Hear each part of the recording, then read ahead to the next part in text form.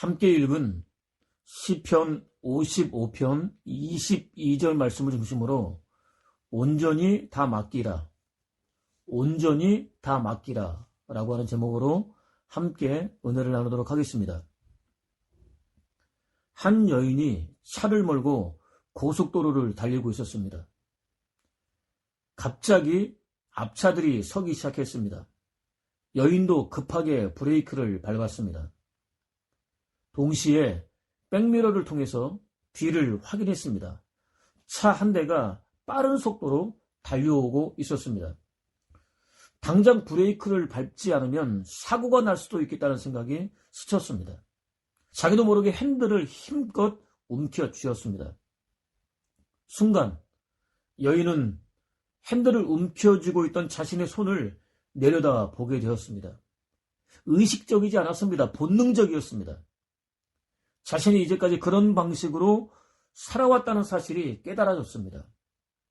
계속 그렇게 살고 싶지는 않았습니다. 그런 식으로 죽고 싶지도 않았습니다. 눈을 감았습니다. 숨을 크게 들이마셨습니다. 운전대를 놓아버렸습니다. 양손을 옆으로 내려놓았습니다.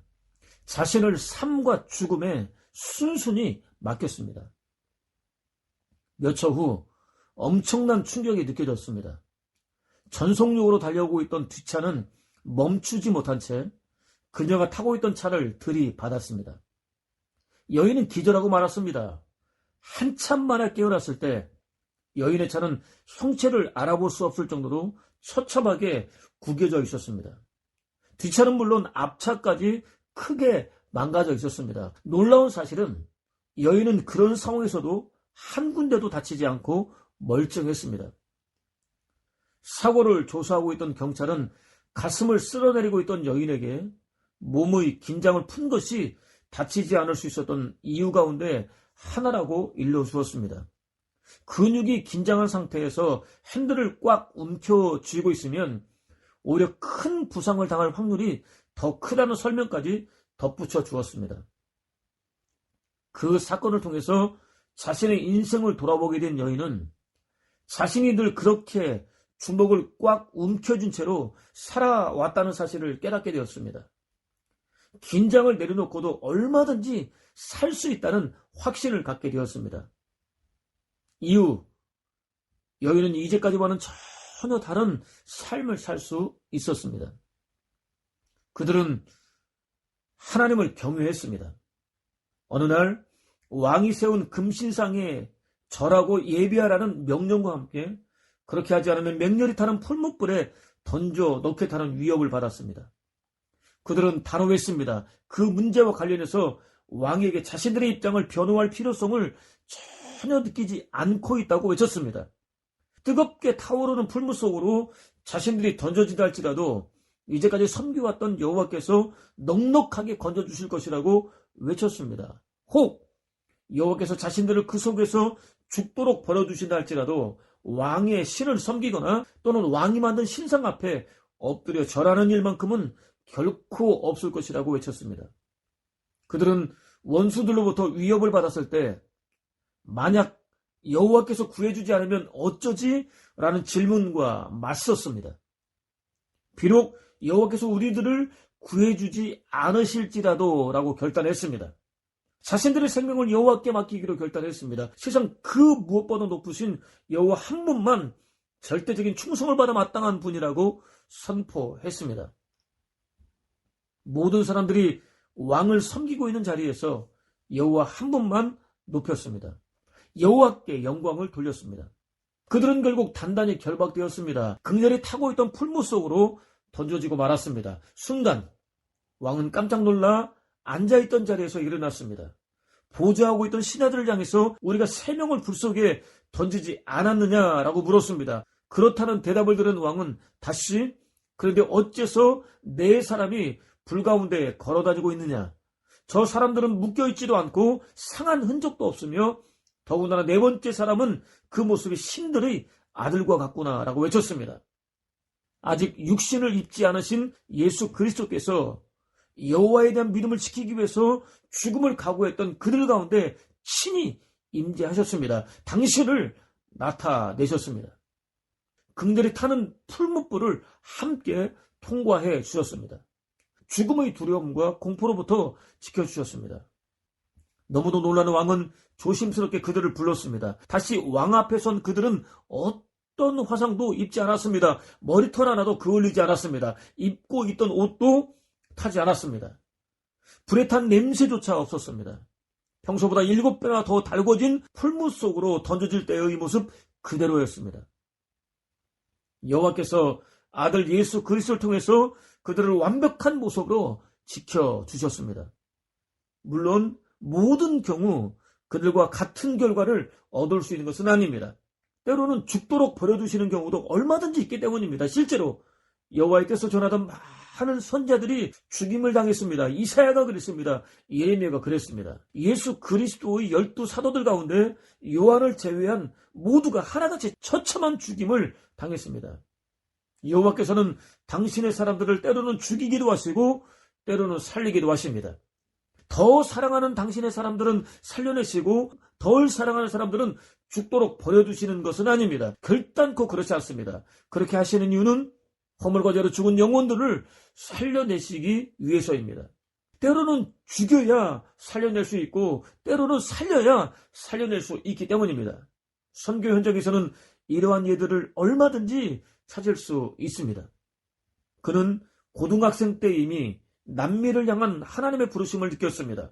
너무나 흉악하고 야만적이며 사람들이 자신들이 살고 있는 지역으로 접근하는 것을 막기 위해서는 살인까지도 마다하지 않고 있기 때문에 누구도 감히 나서지 못하고 있었던 한 부족에게 복음을 전하기로 결심했습니다. 유명대학이 제시한 교수직을 뿌리쳤습니다. 적응을 위한 훈련을 마쳤습니다. 선교지로 떠나던 날 아들은 위험한 상황이 주어지게 되면 오로지 방어를 위해서 총을 쏠 것이냐고 물었습니다. 그는 단호하게 절대로 그럴 수 없다고 대답했습니다. 자신은 몰라도 그들은 하나님 나라에 들어갈 준비가 되어 있지 않기 때문이라고 설명해 주었습니다. 5명의 동료 선교사들과 함께 경비행기를 타고 아마존 정글로 들어갔습니다. 선교 현장에 내려준 며칠 후 소식이 완전히 끊겼습니다. 그들을 찾기 위해서 수색대가 구성되었습니다. 안타깝게도 그들은 자신들의 안전을 위해서 지급해 주었던 총을 사용하지 않은 채 창에 무참하게 찔린 처참한 상태로 죽어 있었습니다. 한 유명 시사일간지는 그들의 거룩한 죽음을 이 무슨 불필요한 낭비인가 라는 타이틀로 세상에 알렸습니다. 그들의 거룩한 죽음이 지극히 세상적인 관점에서는 소중한 인력과 시간과 물질의 낭비로 보였기 때문입니다. 그의 아내의 반응은 전혀 달랐습니다. 영원한 것을 얻기 위해서 영원할 수 없는 것을 버리는 사람은 바보가 아니다 라고 쓴 그의 일기를 보여주며 복음을 받아들인 이후 줄곧 바로 그 순간만을 위해서 준비해왔던 남편의 거룩한 죽임을 낭비라고 말하지 말아달라고 부탁했습니다. 이후 그녀는 곧바로 간호사 훈련을 받았습니다. 1년 후 남편을 죽인 부족에게로 들어갔습니다. 다행히 부족은 연약한 자를 죽이는 자는 비겁한 자로 낙인 찍었습니다. 이러한 사실을 전혀 알 수 없었던 그녀는 정성을 다해서 부족민들을 돌봐주었습니다. 자신을 아낌없이 희생하고 헌신했습니다. 안식년이 되었을 때 추장은 돌아가는 그녀를 위해서 환송 파티를 열어주었습니다. 파티 도중 자신들과 함께 고생하며 헌신적으로 치료해주는 당신은 도대체 누구입니까? 또 그렇게 하는 이유는 무엇입니까? 라고 물었습니다. 자신의 남편이 부족을 너무나 사랑하였기 때문이라는 대답을 들은 추장은 놀랐습니다. 다시 당신의 남편은 과연 누구입니까? 라고 물었습니다. 그녀는 그때 비로소 남편이 그들에게 예수 그리스도의 복음을 전하기 위해서 부족 안으로 돌아오다 창에 맞아 비참하게 죽었으며 자신은 죽음도 두려워하지 않고 그들을 사랑했던 남편의 뜻을 이루기 위하여 찾아오게 되었다고 대답해 주었습니다. 추장과 부족민들은 큰 충격을 받았습니다. 할 말을 잃고 말았습니다. 부족민들 가운데 한 사람도 빠짐없이 창과 도끼에 맞아 처참하게 죽어가면서까지 전하려고 했었던 죽임을 당한 남편을 대신해서 전하려는 예수 그리스도의 복음을 받아들였습니다. 선교사 5명을 죽이는 일에 앞장섰던 부족원은 목사가 되었습니다. 5명의 선교사들이 순교한 바로 그 강가에서 그들의 자녀들 가운데 2명에게 세례를 베풀어 주었습니다. 이렇게 5명의 순교자들은 자신들의 처참한 죽임을 통해서 천하보다 귀한 영혼들을 영원한 구원과 생명과 하나님 나라로 인도할 수 있었습니다. 그렇습니다. 여호와께서는 천하보다 귀한 영혼들을 구원하기 위하여 세상 그 무엇보다 당신을 사랑하고 또 죽기까지 순종하는 백성들을 죽음의 자리로까지 몰아붙이십니다. 아들 예수 그리스도 아니 당신 자신을 거룩한 희생제물로 내놓으시기까지 사랑하는 백성들을 처참하게 죽는 자리로까지 몰아붙이십니다. 또 여호와께서 당신 백성들을 때로는 죽이기도 하시고 때로는 살리기도 하시는 이유는 거룩한 당신을 온 천하에 드러내기 위해서입니다. 실제로 원래 모습 그대로 살아난 그들을 본 왕은 그들의 하나님을 찬양하라. 그가 자신을 신뢰하는 종들을 구원하셨다. 그들은 여호와 외에는 다른 신에게 경배하지 않으려고 왕의 명령을 거역하고 기꺼이 목숨까지 내놓았다. 이제 내가 명령한다. 어떤 민족과 백성을 막론하고 그들의 하나님에 대해 좋지 않게 말하는 자는 누구든지 그 몸을 갈기갈기 찢고 그의 짐을 잿더미로 만들어 버리리라. 이런 방법으로 사람을 구할 수 있는 신은 천하에 없다라고 선포했습니다. 그는 여호와를 높이 찬양했습니다. 그들에게는 이전보다 높은 직책을 맡겨 주었습니다. 저와 여러분에게도 가장 소중한 목숨을 내놓아야 할 인생의 폭풍이 몰아닥칠 수 있습니다. 아니, 인생 자체가 저와 여러분의 힘과 능력과 몸부림만으로는 결코 헤쳐나가기 어려운 폭풍으로 가득 찬 고해입니다. 그러나 아무리 그렇다 할지라도 저와 여러분이 자신의 삶 전체를 송두리째 여호와의 손에 온전히 맡길 수 있다면 더 이상 인생의 환난과 시험 때문에 상처를 입을 필요까지는 없습니다. 환난과 시험의 희생자로 표시되거나 비극적인 상처를 받은 사람들로 분류될 필요도 없습니다. 파손된 물품이 되어야 할 이유도 없습니다. 여호와께서 친히 책임지고 지켜주실 것이기 때문입니다. 그는 무슨 일에서든지 하나님께서 기뻐하시는 대로 저를 사용하십시오. 하나님께서 저로 더불어 하시는 일은 무슨 일이든지 선하기 때문입니다. 제가 어둠 속에 거는 것이 주의 뜻이라면 기꺼이 그렇게 하겠습니다. 제가 빛 가운데 거하는 것이 주의 뜻이라면 기꺼이 또 그렇게 하겠습니다. 하나님께서 저에게 편안함을 주시든 고난을 주시든 하나같이 다 당신의 뜻입니다 라고 기도했습니다. 하나님의 손에 자신의 삶 전체를 온전히 맡겼습니다. 그는 중국 내지 선교사입니다. 선교 초기 최선을 다해서 수고했음에도 불구하고 어떤 열매도 맺을 수 없었습니다. 절망과 함께 극한 불안이 마음을 사로잡았습니다. 밤잠을 설칠 정도로 힘겨운 하루하루를 보내야 했습니다. 사역을 계속할 수도 그만둘 수도 없는 시간들을 보냈습니다. 하나님이여 이 일을 어찌하면 좋겠습니까? 라고 부르짖었습니다. 어느 날 그날도 평소처럼 성경을 읽고 있던 그는 나는 포도나무요 너희는 가지니 저가 내 안에 내가 저 안에 있으면 이 사람은 과실을 많이 맺나니 나를 떠나서는 너희가 아무것도 할 수 없음이라 라는 말씀에 사로잡혔습니다.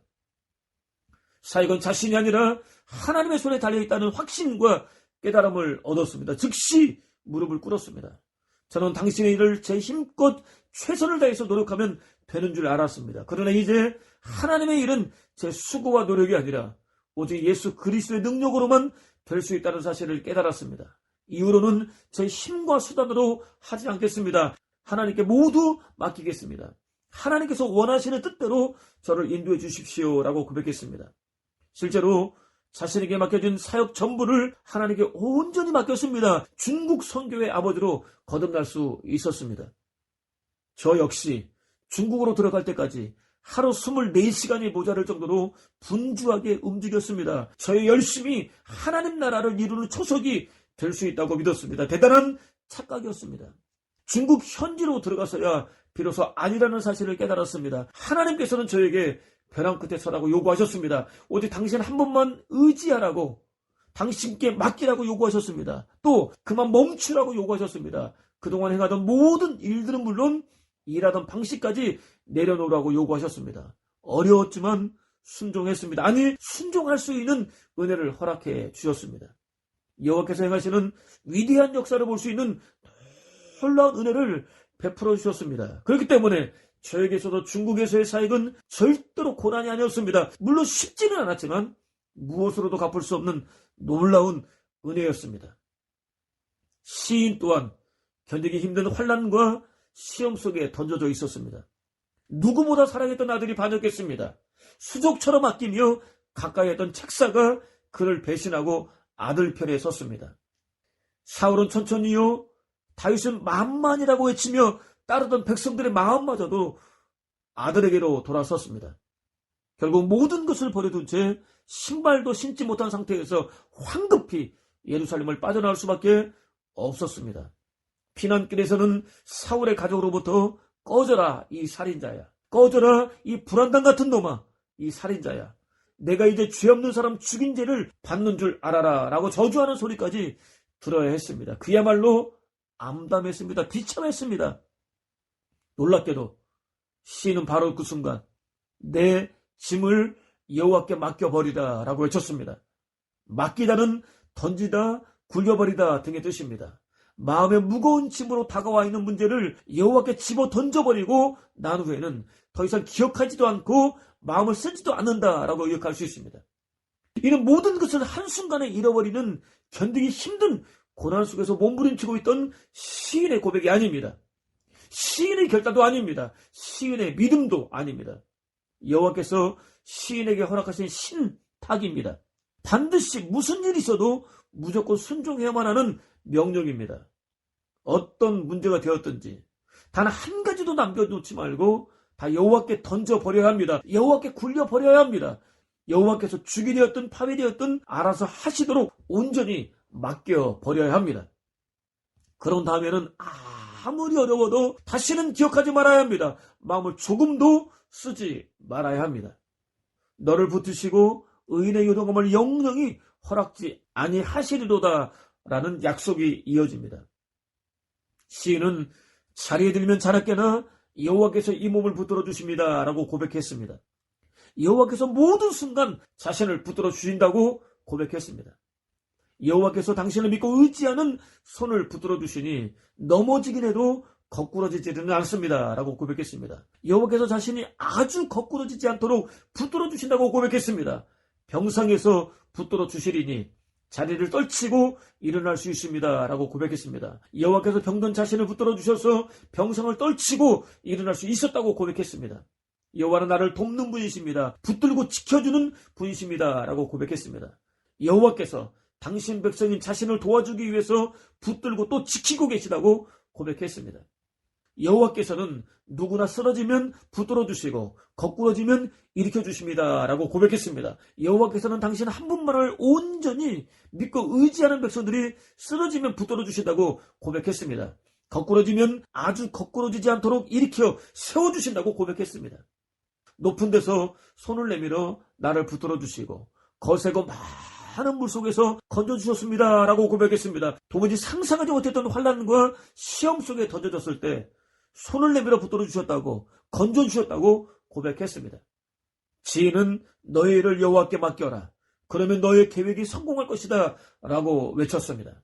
여호와께 모든 일을 온전히 맡기면 저와 여러분은 감히 상상조차 할 수 없었던 지극히 선하고 놀라우며 아름다운 방법으로 이루어지게 되어 있다고 외쳤습니다. 물론 저와 여러분이 원했던 방법일 수도 있고 아닐 수도 있습니다. 그렇다고 결과가 달라지지는 않습니다. 선합니다. 놀랍습니다. 아름답습니다. 저와 여러분이 원하는 방법으로 진행되어도 선하고 놀랍고 아름다울 뿐만 아니라 저와 여러분이 원하지 않는 방법으로 진행하셔도 선합니다. 놀랍습니다. 아름답습니다. 특히 여호와께서는 나 여호와 너희 하나님, 내가 너희 오른손을 붙들어주며 두려워하지 마라. 내가 너를 도와준다라고 이르지 않았느냐? 과연 약속하고 어긴 일이 있었느냐라고 외치셨습니다. 그렇습니다. 여호와께서는 스스로는 도저히 감당할 수 없는 견디기 힘든 환난과 시험이라는 무거운 짐을 당신께 온전히 다 맡기는 믿음의 사람들을 언제든지 붙들어 주십니다. 어디서든지 붙들어 주십니다. 시간과 장소와 환경과 상황 등을 완전히 초월하여 붙들어 주십니다.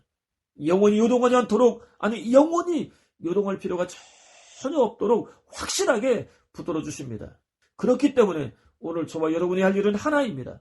모든 무거운 짐들을 하나도 남김없이 온전히 다 하나님께 맡기는 것입니다. 한나는 막 젖을 뗀 어린 사무엘을 소원한 대로 여호와께 맡겼습니다. 여호와께서 어린 그를 붙들어 주셨습니다. 도무지 빠져나오기 힘든 깊은 영적 어둠 속에 빠져 있었던, 혼란 중에 있었던 성민 이스라엘을 구원으로 인도하는 탁월한 사사와 선지자와 대제사장으로 세워주셨습니다. 다니엘은 자신의 장래를 여호와께 온전히 맡겼습니다. 여호와께서 그를 붙들어 주셨습니다. 이방인이 다스리는 나라에서 누구에게나 인정받는 총리로 우뚝 세워주셨습니다. 요셉은 기구하게 이어지고 있던 자신의 인생을 여호와께 맡겼습니다. 여호와께서는 그를 붙들어 주셨습니다. 가족들은 물론 열방을 기근으로부터 구원하는 위대한 지도자로 세워주셨습니다. 조상 아브라함 때부터 주어진 여호와의 뜻을 이루어드리는 위대한 통로로 사용해 주셨습니다. 예수 그리스도 역시 당신 자신을 아버지 하나님께 온전히 맡기셨습니다. 여호와께서는 아들 예수 그리스도를 붙들어 주셨습니다. 허물과 죄로 죽은 인류를 구원하는 유일한 주와 그리스도로 우뚝 세워주셨습니다. 여전히 위세를 떨치고 있는 코로나19는 또 한 번의 대유행이 예고되고 있습니다. 경제 전문가들은 우크라이나 전쟁으로 인한 세계적인 경제 위기가 닥칠 수도 있다는 어두운 전망을 내놓고 있습니다. 국론이 분열된 국내의 정세도 안정과는 거리가 멀어 보입니다. 오늘 저와 여러분이 살아내고 있는 현실 역시 녹록치만은 않습니다. 여호와께 힘겹기만 한 삶 전체를 온전히 맡길 수 있는 은혜를 구하십시오. 그것을 통해서 여호와께서 친히 붙들어 주실 뿐 아니라 모든 경우 요동할 필요가 전혀 없도록 채워주시는 온갖 종류의 은혜들을 한 가지도 빠짐없이 다 받아누리는 복된 삶을 사는 저와 여러분 되시기를 주님의 이름으로 축원을 드립니다.